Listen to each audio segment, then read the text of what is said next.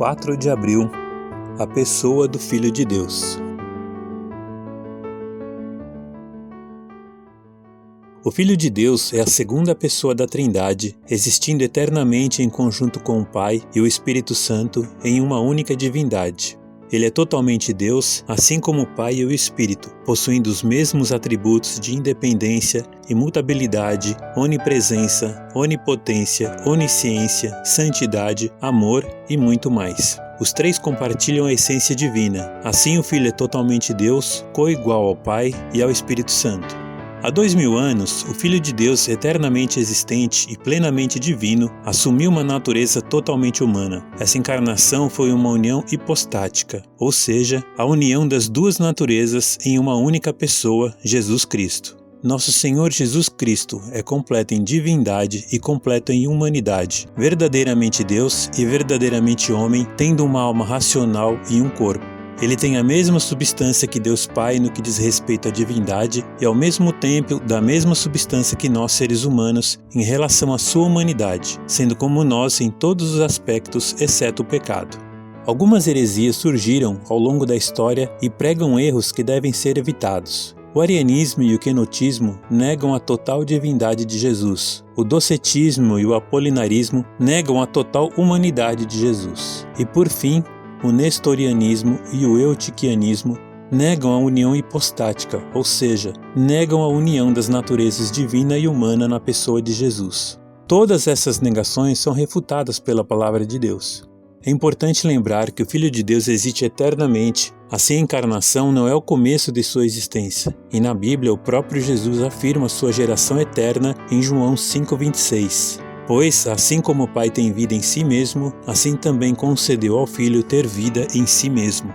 Outro trecho importante, João 1, de 1 a 3, mostra a existência do Filho antes de todas as coisas e que o mundo foi criado por meio dele. No princípio era o Verbo, e o Verbo estava com Deus, e o Verbo era Deus. Ele estava no princípio com Deus. Todas as coisas foram feitas por intermédio dele, e sem ele nada do que foi feito existiria.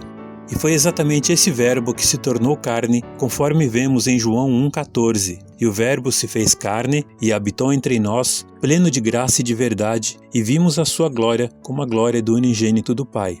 E sem abrir mão de seus atributos divinos, Jesus encarnou e tomou a forma de servo, conforme vemos em Filipenses 2, de 5 a 7.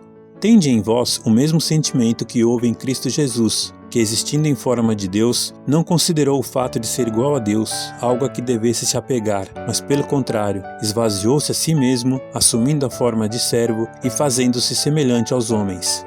As referências bíblicas que se dirigem a ele como Deus apoiam sua divindade, já que ele é chamado de nosso grande Deus e Salvador Jesus Cristo, em Tito 2,13. Aguardando a bendita esperança e o aparecimento da glória do nosso grande Deus e Salvador Cristo Jesus. Simão Pedro, servo e apóstolo de Jesus Cristo, aos que conosco alcançaram fé igualmente preciosa por meio da justiça do nosso Deus e Salvador Jesus Cristo, 2 Pedro 1,1.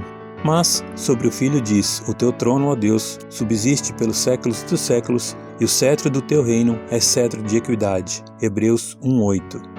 Sua natureza divina é exposta em Hebreus 1,3. Ele é o resplendor da sua glória e a representação exata do seu ser, sustentando todas as coisas pela palavra do seu poder e tendo feito a purificação dos pecados, assentou-se à direita da majestade nas alturas.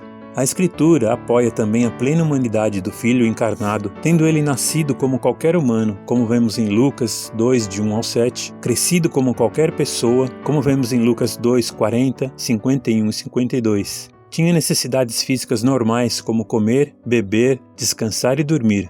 Expressou emoções humanas como amor, admiração, alegria, compaixão e ira. Desfrutou de relacionamentos característicos humanos, como com João, que era o seu discípulo amado, e amizades mais próximas, como Pedro, João e Tiago. Finalmente, a união hipostática tem um apoio bíblico, quando a Escritura descreve seu nascimento virginal, unindo o Filho eterno com uma natureza humana. Suas genealogias remontam a Abraão, em Mateus, e a Deus, em Lucas. Como Filho encarnado, ele enfrentou tentações e aprendeu a obediência para se tornar a perfeita fonte de salvação, como vemos em Hebreus 5, 8 a 9. Embora sendo filho, aprendeu a obediência por meio das coisas que sofreu. Depois de aperfeiçoado, tornou-se a fonte da salvação eterna para todos os que lhe obedecem. Visto que o Filho de Deus é a totalmente divina segunda pessoa da Trindade, ele é adorado juntamente com o Pai e o Espírito Santo. Assim como eles, o Filho é digno de honra, gratidão, obediência, confiança e serviço. E o que está em jogo nessa doutrina? Nossa salvação. O Deus homem enviado pelo Pai para realizar a salvação é o único mediador entre Deus e os homens perdidos. Somente ele, como Filho totalmente divino, poderia pagar a penalidade infinita pelo pecado. Somente ele, como Filho totalmente humano encarnado, poderia ser o substituto perfeito para os seres humanos pecadores. Ele, e somente ele, é o Salvador em quem o povo de Deus confia para a sua salvação. E por intermédio do Filho, nós desfrutamos de um relacionamento pessoal com o Deus vivo.